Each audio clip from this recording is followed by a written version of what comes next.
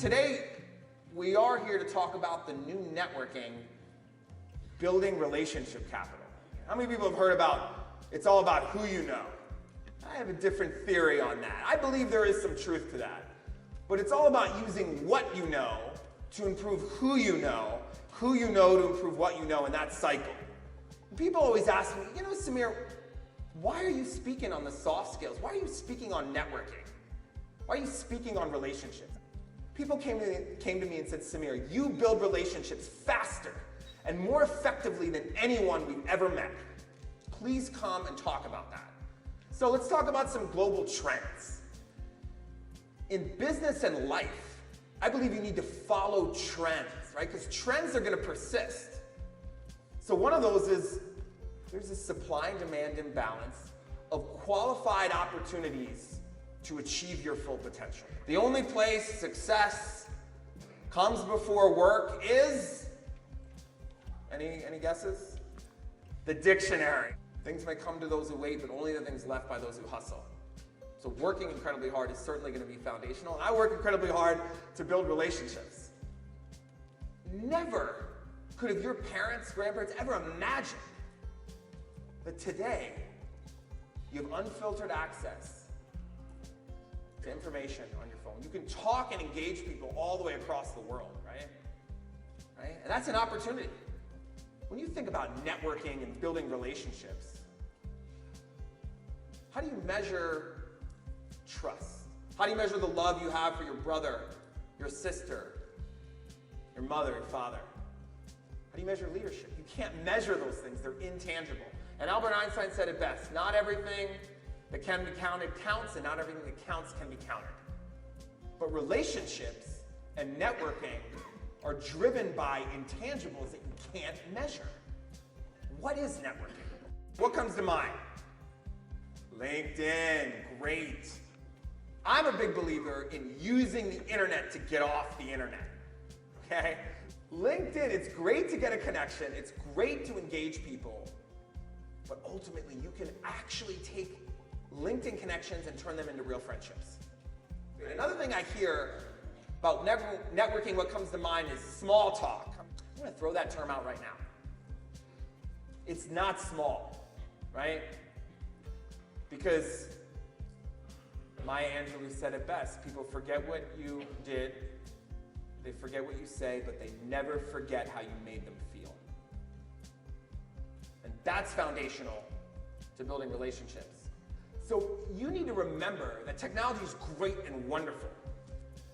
And it brings us close to people who are far away, but it takes us away from those sitting right next to us. Networking is for salespeople. How many people feel a negative term when they hear sales? It's kind of like, ugh. But you're always selling yourself everywhere you go. Networking is a waste of time, not true. Time is our most precious asset, right? It's finite. And by networking and investing your time in relationships, you can save time and work more effectively in the future. So the takeaway here is no matter what your strengths are and weaknesses, you just have to define networking for yourself. Networking is about quality, and relationships are about quality, right? Quality over quantity. It's better to have several meaningful conversations, follow up with a few people, than to exchange 100 business cards and feel great about it, then do nothing. The network effect. The network effect, this slide essentially explains that if you build the network the right way, the results are exponential, and they far outweigh the inputs. Is that if you meet somebody, you have to, oh my goodness, how am I going to stay in touch with them for 2 years? Like, I'm so busy. If you follow up with someone with purpose and a plan and a process for 6 months, okay, they can be your friend for life, and they can be part of your network. And maybe you don't speak for a couple years. They always remember you. As soon as you ask somebody, well, tell me about what you do, you kind of shift the conversation where I'm trying to figure out what you do, whether you're worth anything, etc. So you got to be very careful there when you meet somebody. Because one of the things that I wish I had learned, all the things that you're going to accomplish and want out of that relationship, they're not going to happen through one initial conversation. It's just not going to happen. It's going to take time. Remember, you want to be likable. You want to earn people's trust. Say what you mean and mean what you say. I'm a huge believer in telling people things when I meet them. Ah, that's what you do. Let me connect you with somebody and then following up with it. Because that builds trust. 15% of our success is based on technical skill, according to the Carnegie Institute, and 85% on our ability to connect.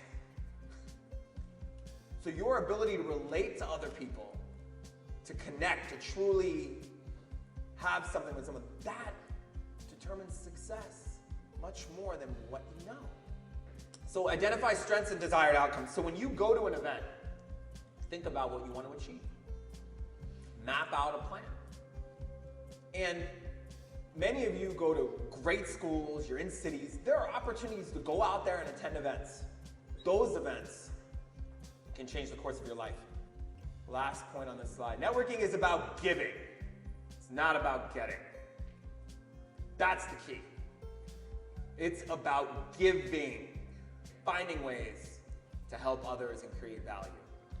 You meet someone, you connect. That is the challenge. You meet somebody, you connect, but how do you build the relationship, right? There's many ways to do that. And that is something that, I'm constantly working on to get better and better at. In-person relationships. I want to remind you that because of technology, your time in person with people is precious. You can build better relationships by being present. Body language. My friend Melissa in North Carolina, I just watched one of her courses. She was saying there's 8% of the words that are actually being said, right? 70% is body language, and it's how they're being said. All right, so body language is very important. That's why the phone can be such an inhibitor from building trust with people. Failing to plan is planning to fail. Anytime I go to an event, I'm always planning. What do I want to do here? What am I going to accomplish? Networking at conferences. How many people have met somebody, right? How many people are familiar with that awkward silence? You have awkward silence with someone. Hey, who are you? What do you do? Okay, where are you from? Then it gets awkward.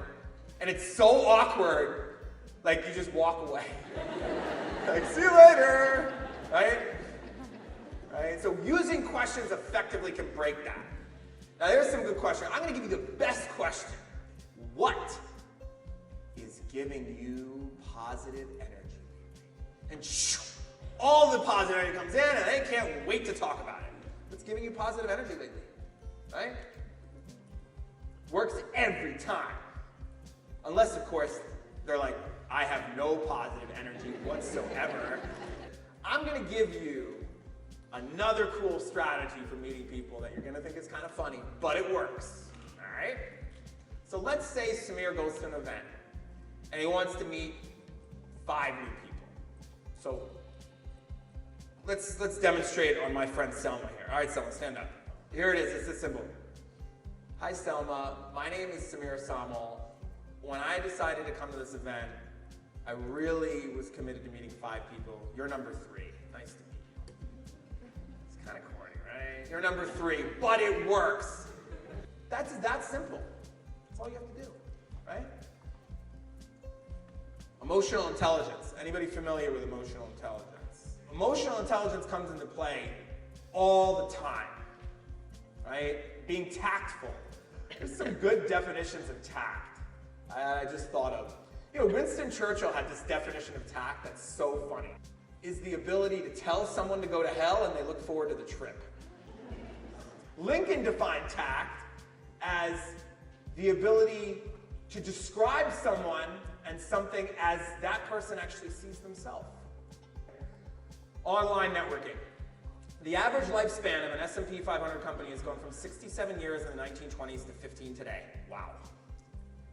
That means the average time a company spends on the largest list of 500 companies has gone down significantly, which that means everything is changing quick. Social media can be a big advantage and a plus. You have to remember that social media, the purpose, right, is to meet people and engage. And what you're doing on social media and how you're doing it can change and affect the course of your life. What is reputation? I just want to make a brief point here. I know a lot about reputation. What people find online about you on social media websites, on Google, about you or your company is paramount. So to curate a reputation online, which is going to be foundational to you building relationships over the course of your life, because people are going to go look for you online when you meet them. You've got to create digital assets. Digital assets, websites, blogs, social media, videos. New York State Bar says that a lawyer can't be competent without knowing the risks and benefits of social media. That's how important digital reputation, what's going online, is there. Always be connecting. You need to use your ears and mouth proportionally. Talk to a man or woman about him or herself, and they will listen to you for hours. Elevator speech. Important. Write out who you are, what you stand for. Practice it and own it. Prepare relevant and thoughtful questions that relate to events, people you're going to see. Prepare and have some good questions. People don't care what you know until they know that you care. Focus on quality rather than quantity. Don't put so much pressure on yourself that you gotta meet everybody. 95% of relationships is following up. You might as well not go to an event and meet people if you're not gonna follow up. Why go? Waste of time. Don't convince yourself that you're going there if you're not gonna follow up. You gotta follow up with people. You can follow by social media, right? LinkedIn, you follow by email, text. Phone is huge. Nobody is using the phone anymore. I call people all the time like, Sameer, I love that you called me. Nobody calls anymore. So handwritten notes, why are they so important? Well, number one, many of the people that you want to earn trust and respect for, they were around when they used to receive mail and it wasn't all junk mail, okay? Also, because when you send someone a note and you take the time, it could sit on their desk for days, weeks, months, and even years. And I've had people who've gone into people's offices. They're like, how do you know so-and-so? I saw your note on their desk. Don't be intimidated by what you don't know. That can be your greatest asset in ensuring you do things differently. Network in your communities. You're all part of different communities.